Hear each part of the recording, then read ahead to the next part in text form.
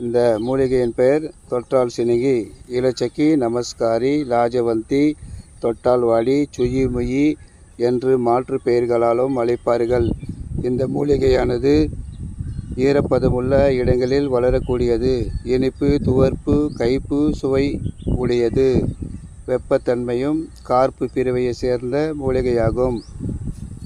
சிறிதளவு இந்த மூலிகையின் இலையை பறித்து வந்து அதனுடன் 2 ஸ்பூன் சீரகம் சேர்த்து மைய அரைத்து அருநெல்லிக்காய் அளவு மோரில் கலந்து காலை வெறும் வயிற்றில் 3 நாள் குடித்து வந்தால் வெள்ளைப்படுதல் குணமாகும். உப்பு, புளியை நீக்க வேண்டும். இலை மற்றும் வேரை சேகரித்து காய வைத்து அரைத்து வஸ்திரகாயம் செய்து வைத்து கொண்டு 2 கிராம் அளவு குடிநீரிட்டு குடித்து வந்தால் இரத்தத்தில் உள்ள சர்க்கரை அளவை குறைக்கும்.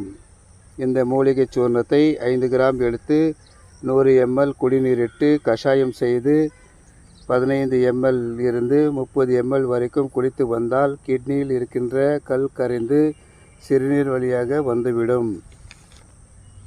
மற்றும் உடலில் ஓடுவது போல் ஆங்காங்கு கழலை போல் கட்டி நோயை கொடுப்பதான ஓடுவாய்வு என்று சொல்லக்கூடிய நோயை குணப்படுத்தும்.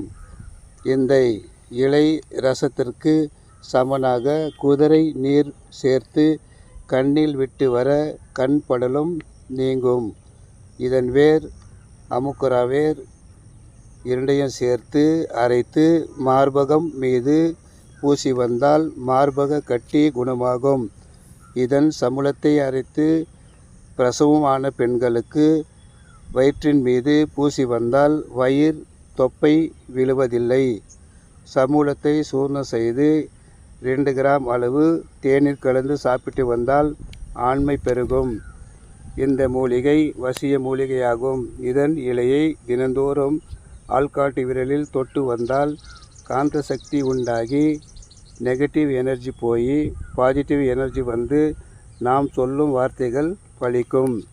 மூலிகைக்கு முறைப்படி சாப நிவர்த்தி செய்து வடக்கே போகும் வேரை கொண்டு வந்து தாயத்தில் அணிந்து நாம் கட்டி கொண்டால் பெண் வசியம், ஆண் வசியம் உண்டாகும்.